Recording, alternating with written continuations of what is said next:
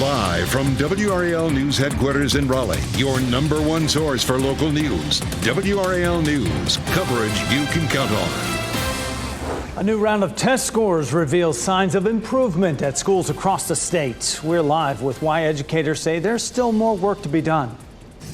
And a live look at North Hills. More clouds than we saw this time yesterday. We do have some rain approaching for tomorrow. I'll show you the timeline. Also, the search is on for a man considered armed and dangerous. Here's his picture. The crime deputies say he committed before going on the run. It is good news for families and students in North Carolina. New data reveals school test scores are on the rebound since the pandemic drop. Good afternoon to you. I'm Jeff Hogan. And I'm Renee Chu. Thanks for joining us. The scores are still below pandemic levels, but they are moving in the right direction. WRAL's Destiny Patterson is live with an overview of this newly released report. Destiny. Renee, for most grades and subjects, students are doing better than they have in the last 3 years. The State Board of Education was going through that data inside of this building here for the past couple of hours. Overall, test results show that more students are college and career ready, as well as grade level proficient, especially in math. Scores are still down from before the pandemic 5 years ago, but leaders say the state is getting much closer. That could be due in part to the hundreds of millions of dollars poured into efforts to make up for learning lost during the pandemic. But state board members say that there's still room for improvement.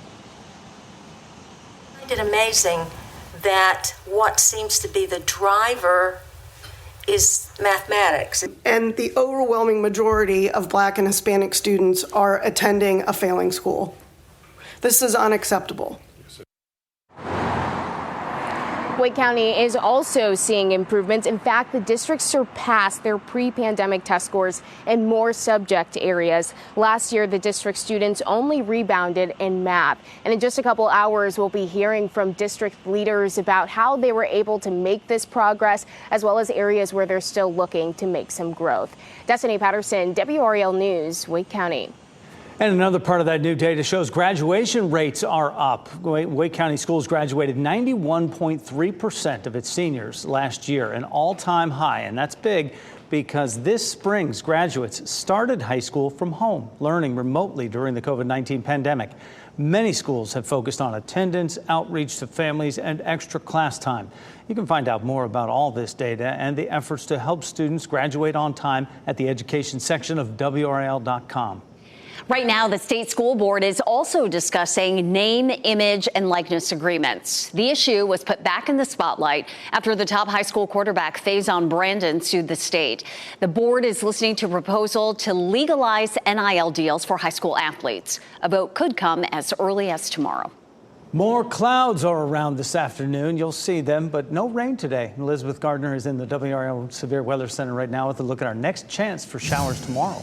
Yeah, looking at some rain that's back to our west right now across parts of Tennessee and Kentucky, edging our way. We're not going to see it today. Right now, we're looking at variably cloudy skies. It's a bit cloudy in some places, but you can see a good bit of holes in the clouds there as well. We have a northeasterly flow that's helping to bring in a little bit of cloud cover for today, but it'll be a while before the rain arrives. We'll take a look at 8:30 tomorrow morning. We're going to start off with some cloud cover and a few isolated showers. When we looked at the earlier run of this particular computer model, it showed a lot more rain for us on Thursday. And now we're looking at very little. And a lot of the models are coming into better agreement of less chances for rain for tomorrow. So today it's pretty much a zero chance. We still have 40% chance for Thursday, but keep checking in. We may end up dropping that on down to 20 or 30 as the models continue to show some drier conditions. Friday looks fairly dry, but a cold front comes through on Saturday. I'll show you how much rain we could see out of that coming up.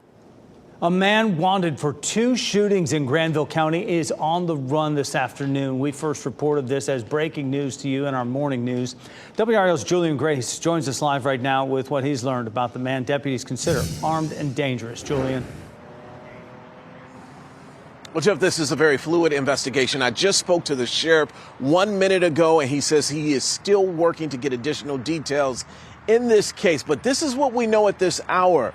The deputies want you to take a long look at this picture on the screen. This is the man they are looking for. This is Andrew Stefan Jones. He's wanted for shooting 2 people. Now, the victims were shot Tuesday night. We have broadcastify radio traffic sound, and it's giving us a better look into what happened. The radio traffic provides details about the victims. It indicates EMS and deputies first responded to a home on the 3000 block of Wynwood Circle. A caller advised that her child's father came and shot her in multiple times in her upper leg. The EMS responded to another victim who had been shot, an older man. They found him at a nearby corner store that we are told. There are still so many details left in this investigation, but police and also deputies, they are asking anyone who has information to contact them immediately as they try to find the suspect. For now, reporting live in Granville County, Julian Grace, WRAL News. We're waiting to learn the name of the person who was shot and killed just east of Fayetteville. Cumberland County Sheriff's deputies received a 911 call just before 10:30 last night. Deputies found a man shot in the 3000 block of Santa Rosa Road. The man was pronounced dead at the hospital. So far, a suspect has not been identified. Police are searching for a Wake County man whose abandoned car was found in Bladen County. James Nicholas was last seen after he left a friend's house in Garner early Sunday morning. His vehicle was found near Highway 87 and Airport Road in Elizabethtown. Video surveillance around the area captured him getting out of the vehicle and walking into the woods. His family says he is bipolar and recently changed his medicine. They believe he might be trying to go to the beach. 7 GOP-led states are suing to block the Biden administration's new student loan forgiveness plan. It's expected to roll out this fall. The lawsuit, led by the Attorney General in Missouri, claims the Education Secretary is secretly trying to forgive loan debts after the courts stopped him twice. Georgia, Alabama, Arkansas, Florida, North Dakota, and Ohio have all joined this lawsuit. Biden's SAVE plan is currently blocked while litigation plays out at the 8th U.S. District Court of Appeals. Now, 5 DMV driver license offices are expanding weekday office hours to help cut down on those wait times. Take a look at your screen here. These 5 offices will now open at 7 a.m. Each driver's license office will accept appointments Monday through Friday from 7 a.m. to noon, and then walk-in customers are welcome from noon to 5 p.m. And happening right now in the WRAL Live Center, we are following some breaking news out of Georgia. A high school there has been evacuated after reports of gunfire. This is a live look at the scene right now. You can see all of the students have been evacuated from the school on the football field there. A local hospital is receiving patients with gunshot wounds related to this incident. That is reporting from CNN. They say at least 1 individual was airlifted from the scene. Students are being released to their parents, but this is a wider view. You can see the entire school has been evacuated. Many law enforcement, fire and ambulance vehicles are on scene right now. Students are assembling at the football field. Details about what exactly happened is limited right now. This high school is about an hour outside of Atlanta. We are going to stay on top of this breaking news and bring you any updates here in the Live Center. Wake County students who are short on lunch money can now get a full meal. The school system says they have enough money to cover the cost of a full meal for students with excessive lunch debt. Currently, they would get a meal of fruit and vegetables, no protein or side dishes. The announcement comes just days after the district announced its new Angel Fund, which serves all schools. If you need help with your phone, computer, or other digital device, you can get some help this weekend. This Saturday, the city of Raleigh is hosting an Advice About Your Device session. It will be held from 1 to 3 at the city's Business and Technology Center over on South Wilmington Street. It is free and open to the public.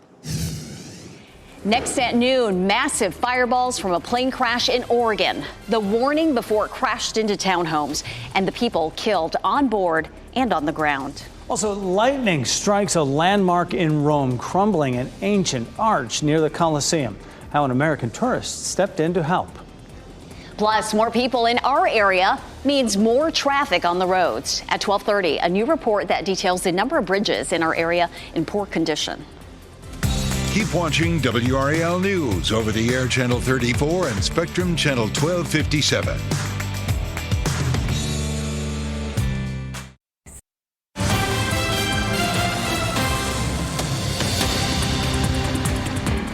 And happening right now in the WRAL Live Center, we continue to stay on top of that breaking news out of Georgia. A high school has been evacuated after a shooting there. This is a live look at the scene, and we've just learned that one suspect is in custody. A local hospital is receiving patients with gunshot wounds related to this incident. As you can see, everybody out of that high school has been evacuated. At least one individual, we've learned, was airlifted from the scene. The hospital, a local hospital, receiving patients with gunshot wounds. We don't know their conditions right now, but a lot of law enforcement on scene.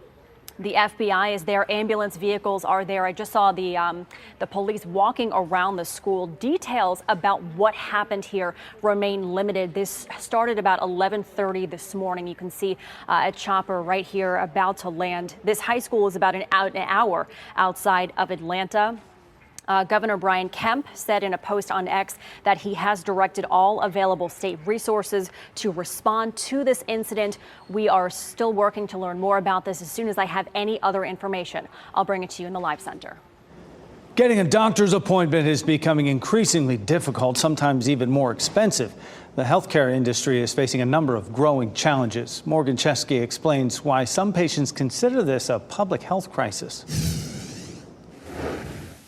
It seems these days trying to get an appointment with a healthcare professional is becoming increasingly challenging, with many patients waiting days, weeks, or even months to be seen. I live in a big city. I can't get in for a month. Can I get an appointment maybe sometime this week to see the doctor?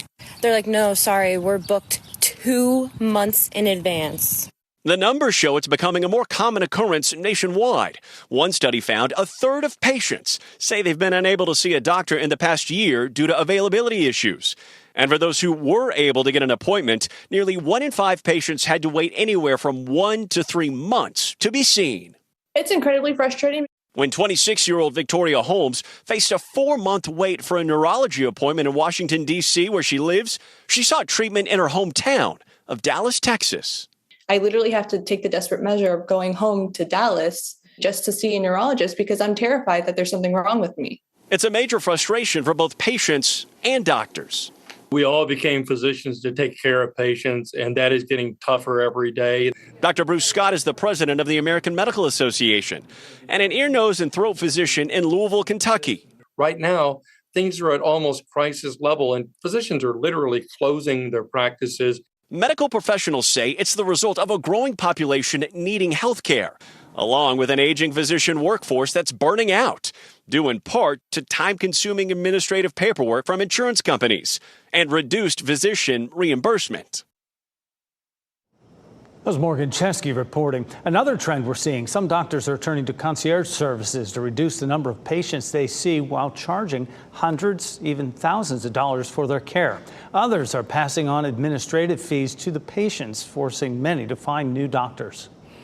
New video shows the moments immediately after a deadly plane crash in Oregon this past weekend. Take a look at those massive fireballs. The NTSB says the pilot took off Saturday morning on a maintenance test flight. Soon after, the pilot reported issues controlling the plane, and moments later, the plane crashed into some townhomes. 3 people died, including the pilot, a passenger, and a woman in a townhouse was also struck. The final report into the deadly 2017 fire at Grenfell Tower in the United Kingdom says the fire was a result of failures by the government and the construction industry. 72 people died in the fire at Grenfell Tower back in 2017. Investigators say the flames started in a freezer on the 4th floor. It took just 19 minutes for that fire to spread to the top of the building. The fire is one of the UK's deadliest tragedies in 30 years. Crews are working to repair the Constantine Arch located near the Colosseum in Rome. Lightning from a violent storm broke fragments off the 70-foot-tall ancient landmark.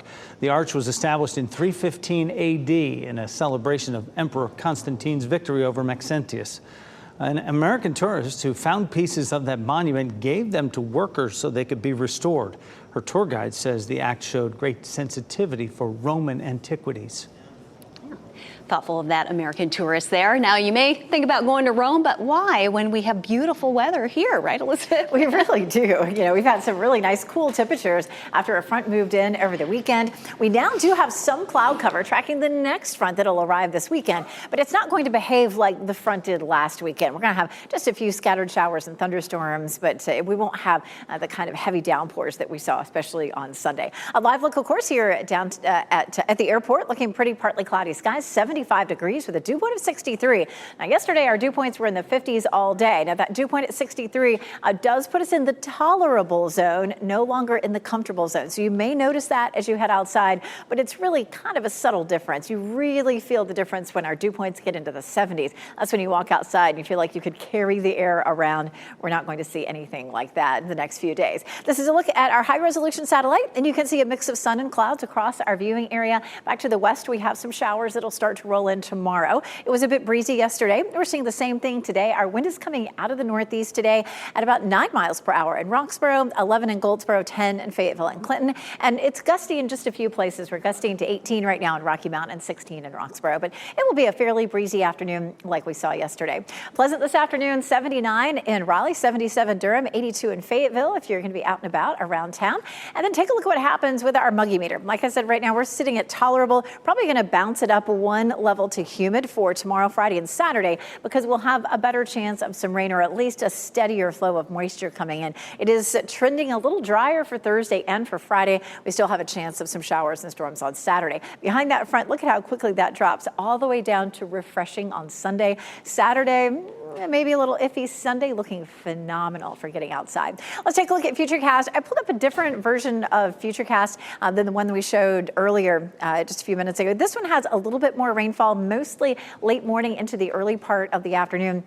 I'm just trying to show you the worst case scenario. And our worst case scenario is just looking drier and drier. Just a few scattered showers there for us on Thursday. So I updated it to about a 30% chance of rain. So the potential for a little bit of light rain late morning into the early part of the afternoon, and then maybe again later in the evening.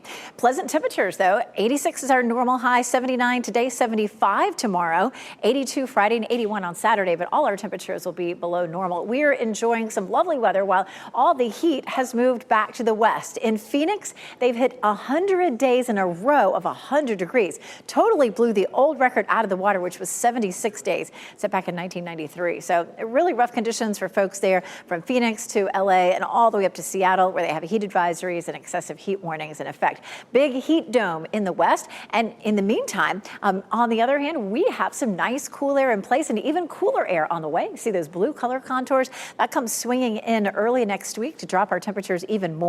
So by next Monday, Tuesday and Wednesday, our morning lows are solidly down into the 50s. If you're headed to Hopscotch this weekend, again, for tomorrow, we have just a very small chance for rain, 20% chance Friday. Both of those days looking fairly dry, but Saturday, there are likely to be a few scattered thunderstorms coming up in just a few minutes. We'll walk you through the timeline if you have some outdoor plans and show you what to expect.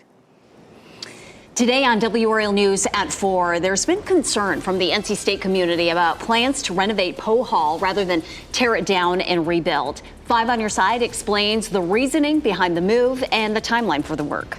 A WRAL investigation revealed a recording of an apparent confession connected to a local murder case. Tonight at 6 on WRAL, hear what he thinks these charges should have been and not announced just yet regarding this confession.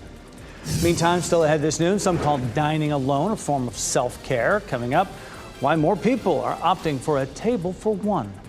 Plus, you could call it the ultimate 2-for-1 deal, but you better act fast. How some passengers can fly for free.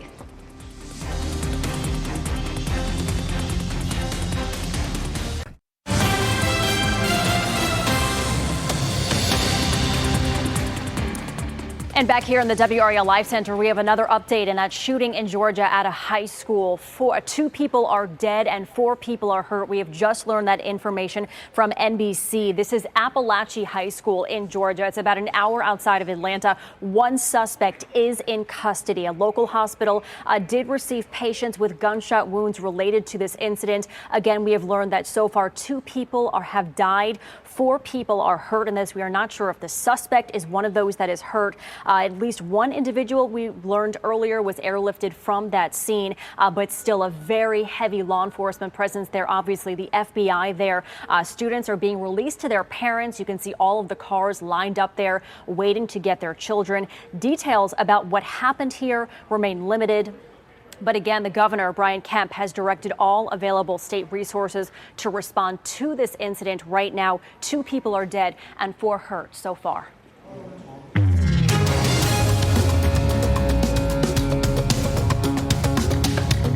The saying, the more the merrier, may no longer apply to the dinner table. Krista Mayo shares new data that reveals a growing number of Americans are choosing to dine alone.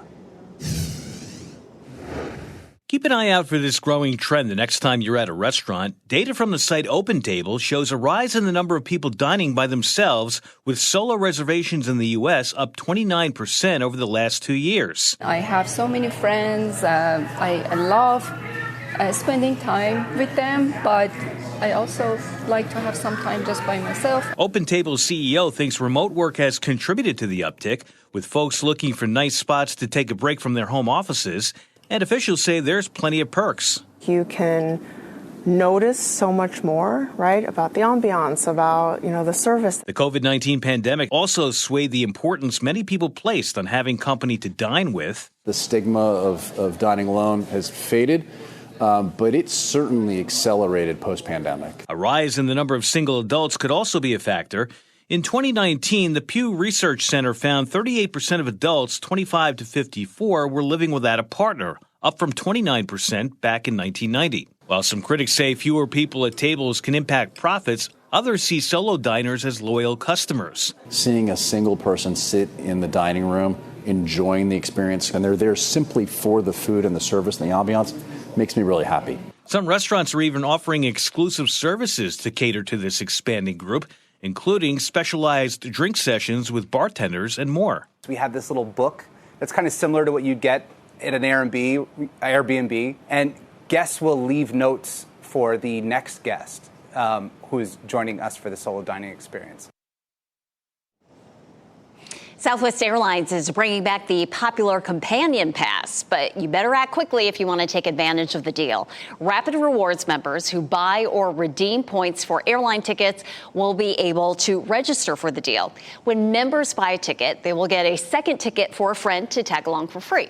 The deal ends tomorrow and applies to flights between January 6th through March 6th of next year. Here's your chance to own a piece of the world of Westeros. More than 2,000 props and costumes from the hit show Game of Thrones are up for sale. The auction will include everything from full sets of armor, a melted version of the Iron Throne, to the White Walker's prosthetic teeth. Prices range from $500 to $20,000. The auction runs October 10th through the 12th. There's no shortage of orange barrels and shifting lanes on local highways. Coming up, we'll examine new data on the condition of our bridges and roads. And a special honor is in the works for a special Kansas City Chiefs fan. How the team plans to remember a fan who was killed during this year's Super Bowl victory celebration. First, here's a look at the winning lottery numbers.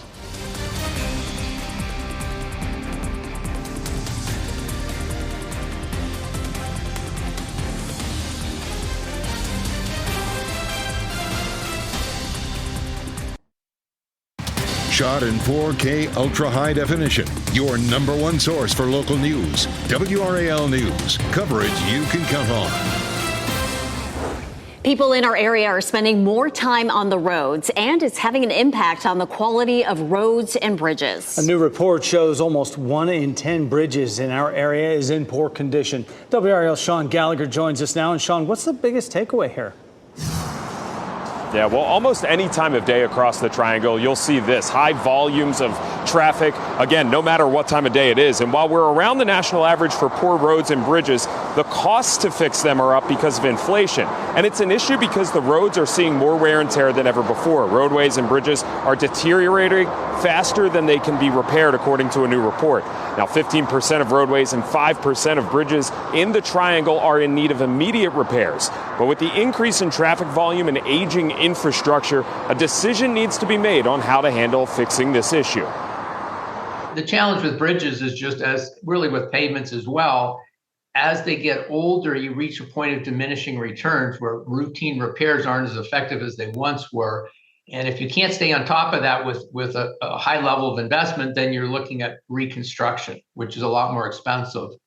And then probably the area, two areas where North Carolina clearly is above the national average. One, unfortunately, is traffic fatality rate is higher than the national average. And the amount of vehicle travel growth based on population growth from 2000 to 2018 was among the highest in the country. And when you're talking about expensive, this report also says the average driver in our area is losing about 36 hours stuck in traffic annually. It's why the group is not only pushing for the roadways to be improved, but also expanded to help alleviate that pressure. Sean Gallagher, WRAL News, Wake County. Different reason, but today a Fayetteville road will close for good in order to make way for a new highway.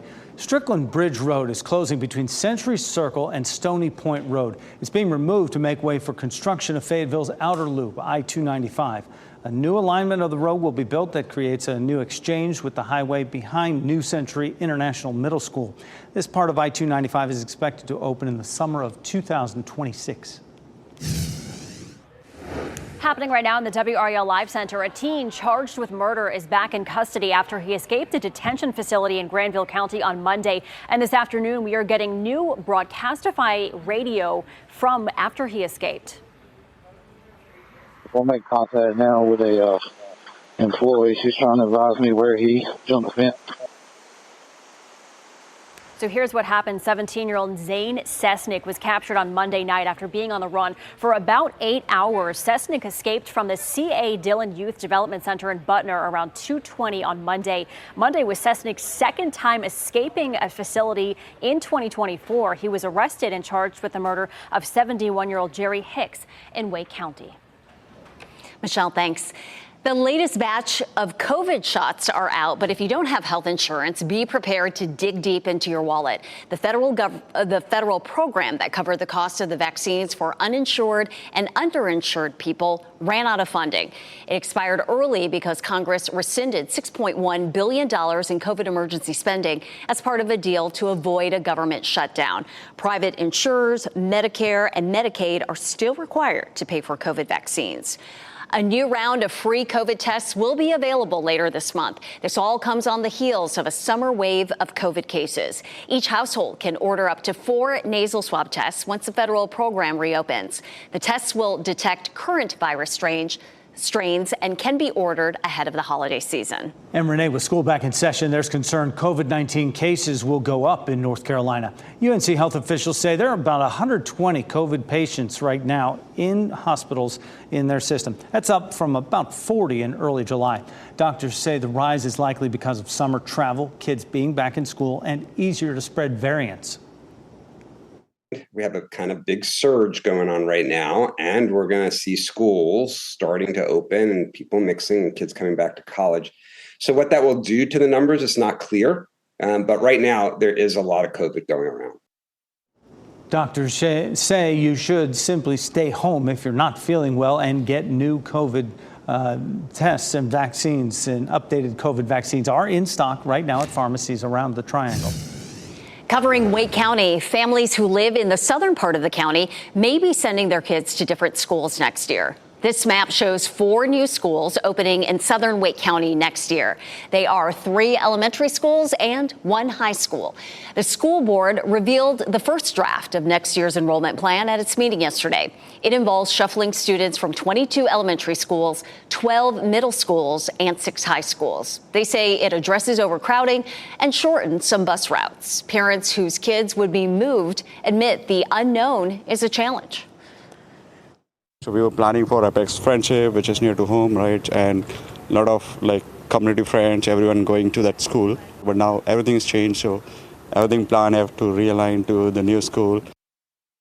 The Wake County School Board plans to hold a number of feedback sessions on the new proposal before voting on it in November. You can go to WRAL.com to find out when and where those will be. Well, it's a beautiful stretch of land, but a terrifying crash site in San Francisco. How 2 cars drove right off a cliff. We hear from someone who saw it all happen. And still to come, how Kamala Harris's presidential run is sparking excitement and engagement in ways not seen before. The impact it's having on South Asians and Asian Americans in North Carolina, coming up in a live interview. Remember, you can watch WRAL News live anytime on WRAL.com or on the WRAL app on your streaming device. Police in San Francisco are investigating a deadly crash after two cars went over a cliff near San Francisco's historic Cliff House. The drivers in one of the cars died on scene. The driver in the other car suffered minor injuries. Aerial video also shows firefighters pulling a dog from a bush at the crash site. One witness says he was about 100 yards away, but it was jarring to see a tire fly in the air and land in the water. Me and my buddy were out there and we heard this noise and we looked up and I thought the cliff was collapsing, but it wasn't. It was two cars flying through the air. It looked 50 feet in the air, one of them. People in the area say speeding is a major concern along the street. Tomorrow marks a big season opener for the Kansas City Chiefs as they take on the Baltimore Ravens. But before the game begins, the team will pause to honor a fan, mother, wife, and radio host at Arrowhead Stadium. Lisa Lopez Galvin was killed at a Chiefs rally celebrating the Super Bowl victory in February. Tomorrow, the Chiefs will invite her family onto the field to pay tribute to Galvin. Her daughter says her mother would have loved to be there for that, and her family appreciates the continued support. It makes my family feel great, just knowing that everybody still keeps my family in their prayers and are still supporting us every step of the way through this process. Galvin's family recently had a scholarship fundraiser to raise money for a local high school and middle school to help students who can't afford tuition. Adriana says her mother volunteered with summer school organizations to help children succeed in life.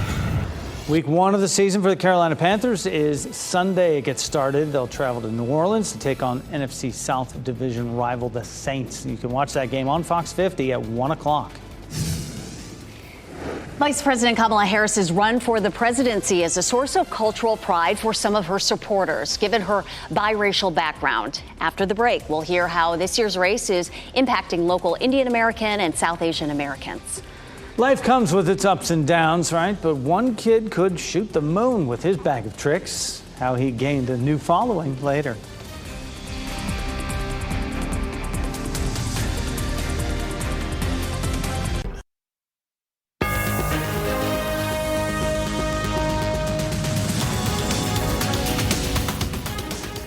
For the first time ever, South Asian and Asian American representation is seen on the presidential ticket with Kamala Harris's historic nomination. Her biracial story of a Jamaican father and Indian mother is sparking cultural pride among supporters of South Asian descent. Joining us now is Chevi Kana-Kaneru. She's the executive director of the nonpartisan group North Carolina Asian Americans Together, also known as NCAT. Chevi, great to have you with us. Thank you for having me. So we've heard about this happening on a national level. We wanted to see if it's happening on the local level. What kind of excitement and engagement are you seeing from Asian Americans, especially South Asian Americans, given Kamala Harris's historic run? Well, there's no denying that people are really excited about seeing a woman with an Asian American identity, particularly the South Asian community. We know this through our polling, but we also know this anecdotally from our canvassers talking to voters at the door. We also had the largest number of South Asian women reach out to volunteer with us right after Kamala Harris's announcement, more than we've had over the last 8 years of our organization's existence. So seeing an unprecedented increase in the number of volunteers based on who's on the ticket. Exactly, and I think there was some dissatisfaction with the candidates before, so adding Kamala Harris is also a new dynamic. Well, and representation is certainly powerful, and some people identify with that. On the Republican side, so Usha Vance, wife of Trump's running mate, J.D. Vance, what kind of reaction, she's also of South Asian descent, what kind of reaction have you seen with her being as part of the Trump Vance campaign? Well, representation is important across the aisle. I think what we've seen is some hate online towards her, but what we've been focused on is the excitement, because we're an organization that supports Asian American representation, and no matter what happens here, we are going to have a first or second family with a woman of Asian American, South Asian descent. And as we hear of each party trying to build a coalition in order to win the White House, there is an eye on AAPI voters. Talk about the number of Asian American Pacific Islander voters in North Carolina, and what kind of takeaways do we know from how they voted in previous presidential elections? Sure. So we have a growing population of Asian American voters, 68% increase between 2010 and 2020. And these folks live all over the state in every one of North Carolina's 100 counties, over 20 different ethnicities who speak over 40 different languages, and are largely unaffiliated. So this is a population that candidates should be reaching out to, should be engaging, because they have the opportunity to work with them. Well, it'll be a busy stretch until November, and I know your organization, NCAT, will be putting out voter registration drives really quickly. There's one coming up next month. This month. So this month, September. Yes. National Voter Registration Day is on September 17th. We will be holding some drives right here in Raleigh and also across the state. I think we've given you more information. If folks want to learn more, you can find out more at www.ncat.org or on social media at NCAA Together. So, yeah, thank you so much. Chevy Cano-Conero, thank you so much. 62 days until the election. We appreciate your insight and perspective. Thank you for having me. Jeff. Thank you both. And piquing our interest here is this beautiful look down Salem Street right there in Apex. What is that, sunshine I see? Through the clouds, sunshine. huh? A little bit of cloud cover, but lots of sunshine out there. But still, our temperatures are going to be comfortable. We're looking at upper 70s for this afternoon, so we can't complain too much about that. We are looking at a little bit of a jump in our humidity today, a slightly bigger jump for tomorrow. Here's a look at the big picture. We have a couple of low pressure systems that are sitting offshore. Low pressure systems have winds that rotate counterclockwise. So that's feeding a little bit of moisture in from the Atlantic. This high pressure system helping that effort as well with its clockwise flow, sending us some air across the Atlantic and into North Carolina. So that's the reason that we're going to have that bump up in humidity over the next day or two. Notice back to the west, we have a boundary that's developing. We'll see this cold front moving on into our area by Saturday, and that's going to bring us the best chance of rain that we'll see this week. That front will bring some showers and thunderstorms Saturday. We're going to see some breezy conditions as the front moves through. And then behind this, we're going to see a nice drop in our humidity and temperature again. Not that we're going to see really warm temperatures ahead of it. We're just going to keep pushing things down, at least for a little bit. Sunday looks like a phenomenal day.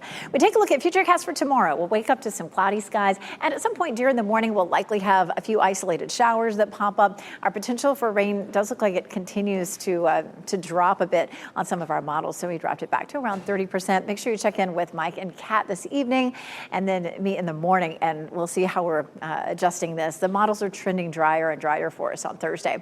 On Saturday, we also have some discrepancy in the models. The models here that have the two lows close together would bring us a good bit more rain. And then the models that show the lows a little bit separated means that the rain would potentially split and we wouldn't see as much rain. So watching that carefully as well. This is a look at one of those computer models that would bring us a bit more rain on Saturday. Warm front moves on up into the region as we get into late Friday and into Saturday, and you can see some pretty good coverage there on this model. So 30% for today, 20 Friday, 40 on Saturday. So none of this is going to feel like last weekend, where we had all that heavy rain Friday and again on Sunday. We're not looking at those big downpours. Right now, we would give the yellow light to outdoor plans on Saturday. We do have the chance of showers and thunderstorms. We talked about hopscotch earlier, so kind of just keep your eye on how things are looking on Saturday. Keep checking back. Right now, serious green light for Sunday. Make some plans to be outside. It looks lovely. We'll see lots of sunshine, humidity drops. It may be a little breezy, but we'll see that pretty deep blue sky. Checking the tropics, still pretty quiet. Over in the Yucatan Peninsula, about a 30% chance of developing. Here in the middle of the Atlantic, about 10%, and off the coast of Africa, 20%. And September tends to be, at least historically, our most active month, and it's been pretty quiet so far. We'll take it. 82 Friday, 81 Saturday, and then behind the front, again, Sunday just looks lovely. That high of 79. We will warm up slightly next week, but we really do have some lovely weather in our forecast in the next 7 days. Thanks, Elizabeth. College football fans came for the game, but got a little extra entertainment. Look at this guy putting on a show. Well, Look at this guy. We'll introduce you to the Arizona kid whose skills earned him a legit new following.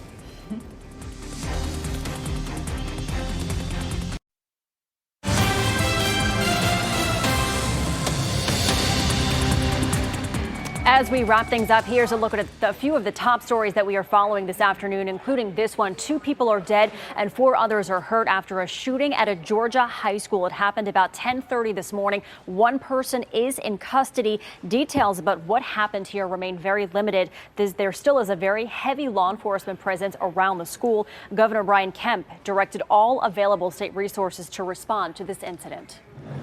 A man wanted for 2 shootings in Granville County is on the run right now. Andre Jones is accused of shooting 2 people at a home in the 3000 block of Wynwood Circle. Authorities are asking anyone who knows where he could be to call them. Good news for students in North Carolina. New data reveals that school test scores are on the rebound since the pandemic drop. In most grades and subjects, students are doing better than they have in the last 3 years. Wake County is also seeing improvements. The school system surpassed their pre-pandemic test scores in more subject areas. Last year, Wake County public school students only rebounded in math. College football fans witnessed a blowout game as Arizona State took on Wyoming. And cheers for ASU quickly changed as the Jumbotron caught a fan in the stands.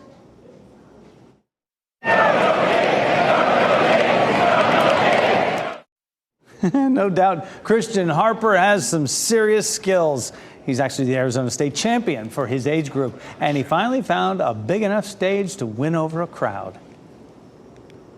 We go to clubs a lot, and I get private lessons sometimes with my friends. And to gather a nickname with that too, the Yo-Yo Kid, and he's embracing it, and it's the cutest thing ever. Oh, by the way, Arizona State beat Wyoming 48-7. The Sun Devils take on Mississippi State this Saturday. Yeah, I won't get tired of watching him. Our pet of the day comes to us from Cat Angels Pet Adoptions. Molly here can be shy at first. She'll be up for endless brushing sessions and belly rubs as soon as she becomes more comfortable with you. She doesn't like loud noises, but she loves treats, wet food, and snuggling with her BFF, Rusty. If you'd like to meet her in person, just fill out an application on the Cat Angels website. We'd also like to highlight today's Clear the Shelters partner. Perfect Match Rescue brings its unique approach to dog rescue in the forefront. Now, Perfect Match focuses on saving one dog at a time, providing them with loving in-home care and personalized attention. Visit their rescue during Clear the Shelters to meet these special dogs and support their mission. To learn more about adopting a pet or just getting involved, visit their website today. Today on WRAL News at 4, there are concerns about renovating NC State's Poe Hall. People would rather see the building get torn down and start from scratch. 5 on your side explains the reasoning behind this decision and when we can expect it to be complete. NBC News Daily is up next on WRAL, your next local news update in 30 minutes. You can get breaking news updates anytime with our WRAL News app. Go on out and enjoy these nice fall-like temperatures as we leave a live look of Lake Gaston. Keep watching WRAL News over the air channel 34 and Spectrum channel 1257.